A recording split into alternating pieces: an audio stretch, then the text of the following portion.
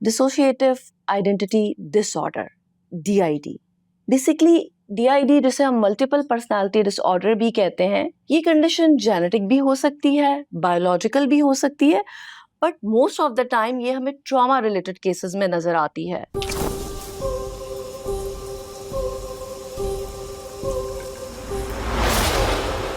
Basically ये human body का एक ट्रॉमा रिस्पॉन्स है कि किस तरीके से अपनी ही तसव्वुराती तख्लीक के ज़रिए इंसान अपने आप को तकलीफ से बचाता है या उससे दूर करता है।